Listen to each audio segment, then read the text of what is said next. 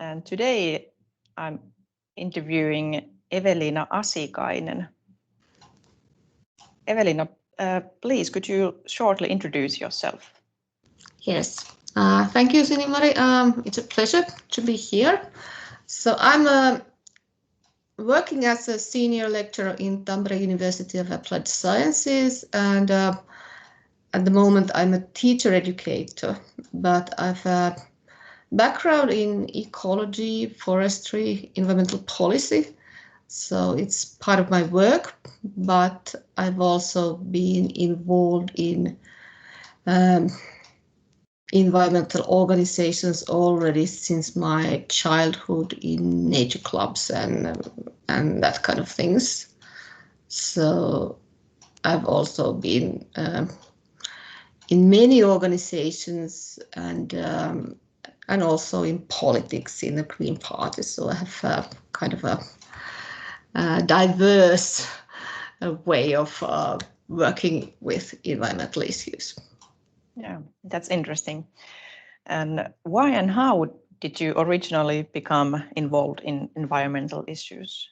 Yeah, well, as I said, as I was a child, there was a nature club in my school, and I was a member of that. And also my biology teacher was a very enthusiastic teacher, and well, she was leading the nature club, and then she also introduced that there would be possibilities to go to some regional activities and courses, and so I attended those and found people who were kind of similar to me, and started, for example, going to different kinds of camps and leading smaller children's camps, and then found also the people with whom I then studied biology, and that was kind of the way. But the enthusiastic biology teacher was one key person leading to this. Yeah. Was this in Sastamala? No. As a child I was living in Puumala in eastern Finland, and then studied in Joensuu, even further east. Mm-hmm. Yeah. And was your teacher part of some environmental movement or group, or what was the background organization? Yeah, well, yes, actually, back then in 1980s, the local nature conservation association was also founded there, and she was one of the founders of that association. Yeah. Okay. Well, then what are the principal activities in which you engage nowadays? Well, during the years that has kind of altered. I have had different kinds of situations, but right now I would say that it's mostly through my work, because in the teacher education unit of the University of Tampere University of Applied Sciences, I'm responsible of sustainable education, and so I have been working with the curricula of different degree programs, and then also how the university would enhance sustainability as an organization, and also, but then I've also been working on the local level as a green politician, then in Sastamala, and that is that is also, I find it very important that you negotiate and bring in the issues which nobody else wouldn't bring, about alien species or biodiversity in the municipal forests, for example, or that kind of issues, which wouldn't be on the table if there wasn't anybody from kind of an environmental or green background. And I think this has been maybe one of my main ways of doing things, that I'm bringing up issues to be discussed, to be negotiated. Yeah. And then have you had really good successes or disappointments, for example, especially in your political career? Well, there have been both, of course, but I think that many of the issues have actually been then quite successful. For example, taking this alien species thing. This year, the municipality or the city of Sastamala is organizing quite a big campaign on alien species, and I feel that I'm in a way in the background of that, and that feels good. And then just on Monday, there was the last municipal council meeting, and our initiative on participatory budgeting got green light, so that there will be some kind of experimentation of that with the next budget. And I also feel that that is an important step towards more participatory way of governing the whole city. So I feel that these are kind of important steps forward. And also, when we made an initiative on the management of the municipal forests, we got some kind of a principle that the kind of the biodiversity and the recreational values are the most important in the forests which are close to in habitation. So yeah, I think these have been important steps. Yeah. What about disappointments?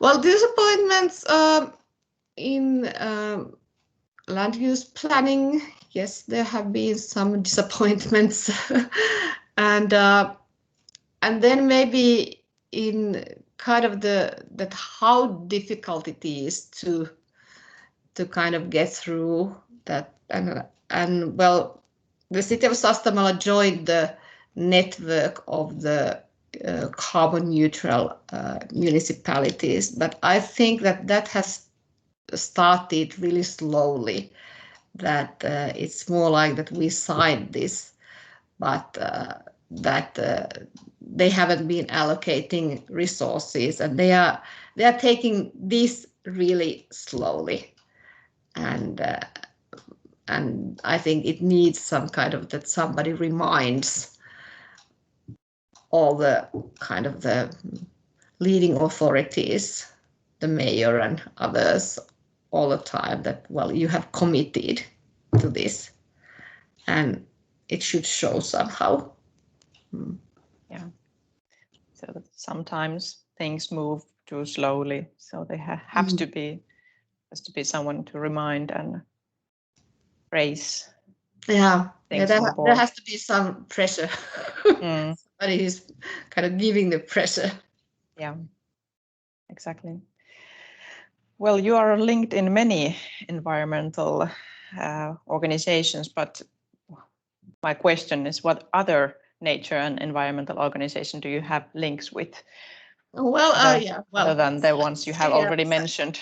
Yeah, besides both I've mentioned, yes, I've been, and I'm still involved with the Nature Conservation Association in Sastamala, and through that there have been different kinds of kind of leading some hikes or kind of nature expeditions or something, checking looking at flowers and other plants. And then I think one important thing is kind of my personal relationship to nature, that I also cherish that through going to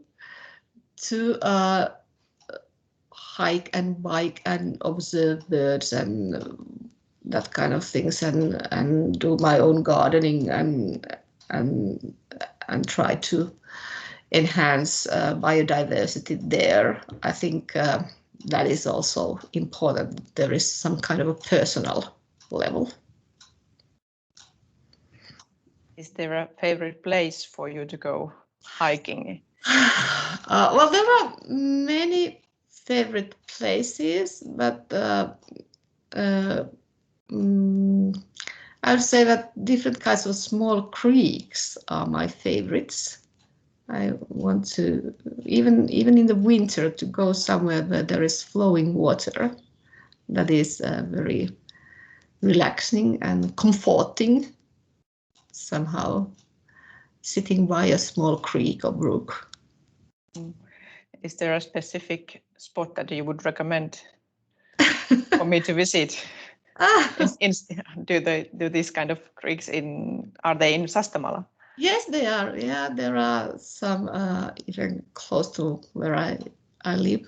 Well, one is maybe close to the church of Karkku. Yeah, there is one spot like that. Easy to go. Yeah, I think that if you just look at the map, you will find the creek there. Yeah, and then here in Karkku we have this Hourunkoski. There are some kind of rapids, especially in the spring when the snow is melting, and that is. But also in the winter, and there is even some old forest which is protected around the creek. So that is also a special place. Yeah. And yeah, but then in the winter, if it's possible to go walking on the ice of the lake, that is something. Yeah. Yeah, I agree. Yeah. Totally different perspective from the ice. Yeah. Well, then, what events feature in your environmental work? Events. What could that mean? I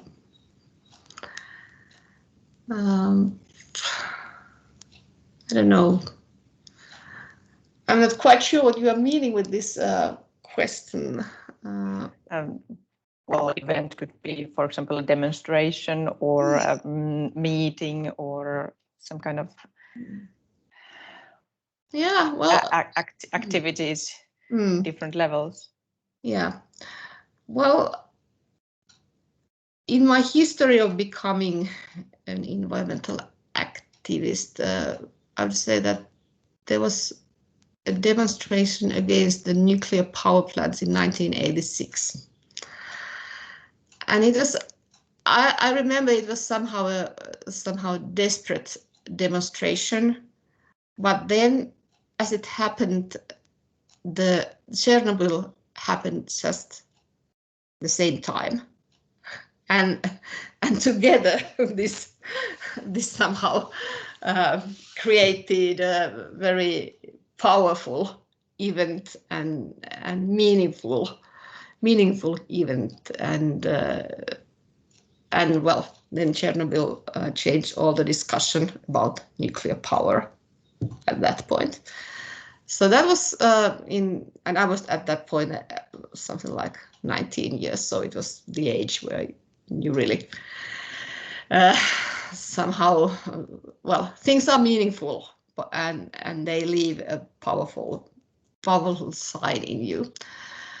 And then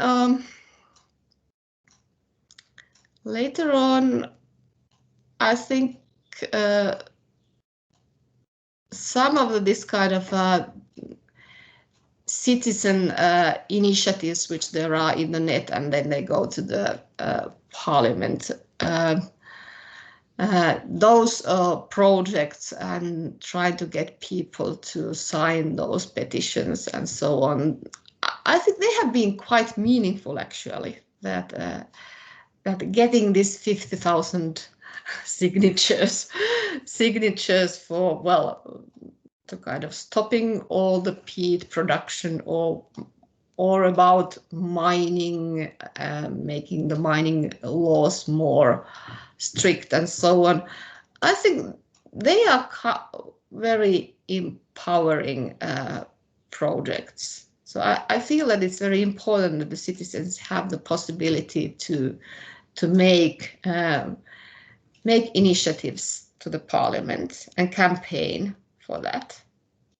So I feel that those are pretty important events, even if they are in the internet. Mm-hmm. Yeah, but many events nowadays are online. So they are. Yeah. So yeah, I feel that those are important, and yeah, these are maybe some things. Mm. And then there have been some kind of occasions, which have been occasions or events of celebration.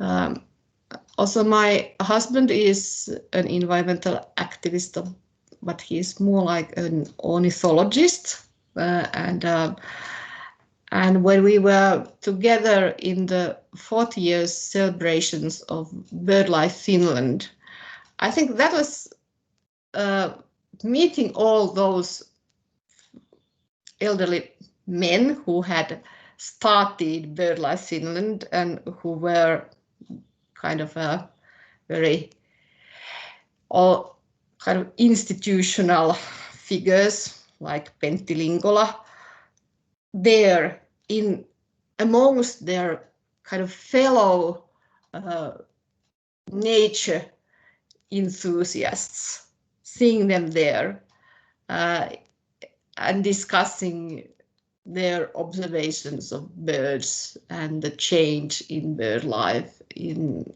the biodiversity and things in 40 years. Even I was there just as a spouse of one of the members. I felt some kind of connectivity and that togetherness of the ornithologist community, and I think that was somehow quite special. Yeah. When was it Pentti Linkola was still alive? I think so something like let me see, maybe 2014, I would say. Yes. Yeah. So the 50 years is coming soon. Mm-hmm. Yeah. And you said that you just had your last meeting of in the city council of Sastamala, and so you left the council. This was your last season. Or are you just going to have a break, or was this definitely your last season? Well, I think it's difficult to say, but well, at the moment I think it was my last season, and I think it's also good to give others the possibility to bring their ideas, and I think that I have channels to make the change, and especially at the moment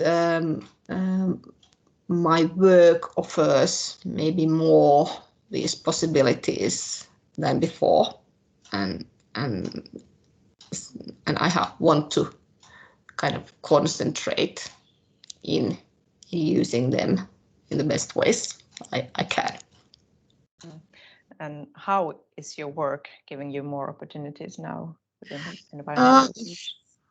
How has your work changed? Yeah, well, I would say that, well, first of all, I started this position in the teacher education in the unit of pedagogical innovations just 1.5 years ago. And at the same time, in spring 2020, the Rectors' Council of Finnish Universities of Applied Sciences started a task group for sustainability and responsibility, and I'm one of the members of that So and even then became the chairperson of the subgroup for sustainability in education. So I have been now working on, for example, the sustainability competencies of universities of applied sciences. So kind of all the degrees and what would be the, how would we describe those, and then also on how to embed sustainability in curricula, the curriculum creation processes and so on. For example, next autumn we are organizing a series of webinars on these issues. So how to enhance sustainability in education in universities of applied sciences. So it's I think Agenda 2030 has finally become started to live in the university, in the community of universities of applied sciences. It has been taken seriously during the last year and a half, and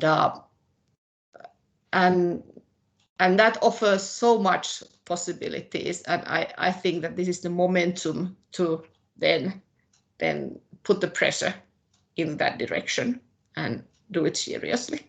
Yeah, that sounds good.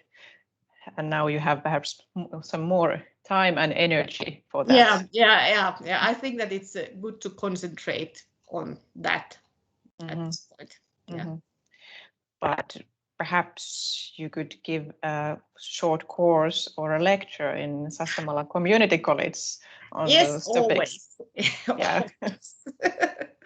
Yeah, I mean, that is a thing. I think that the community colleges are very important in the environmental education of adults, and do great work, and I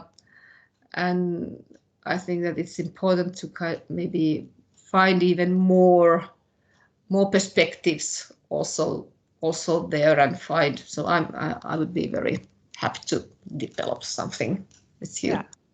Right. Great. So let's talk about this more after the.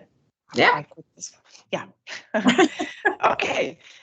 Evelyn, thank you very much. Is there still something you would like to tell to our international project consortium about your ideas? Maybe kind of going back to my personal history and professional history a little. So an important phase of my working life has been that I've been a teacher in a folk high school here in Karkku, teaching environmental sciences. And I think that was a possibility to also for me as I was still a young teacher at that point, to learn more and to create a holistic perspective, because we were there then also giving the Open University course of the University of Turku on environmental sciences, and then leading all that and having the students and then also being not only having the academic but also going to hikes and observing nature and doing all that kind of practical things and developing things inside the folk high school. They all kind of created and helped me also to create a holistic perspective to sustainability and environmental issues. Yeah. So it's been a long journey from Puumala Nature Club to this point. Yes, it has. Yes, yeah. And it's continuing. Yeah, Definitely. It's a lifelong journey. Yeah. Okay, but thank you very much, Evelina, for sharing your ideas and experience and life history with us. And thank you, Sinimari, for this invitation. I think it helps you also somehow reflect things when you are interviewed. Yeah. Great. Okay. I try to stop this now.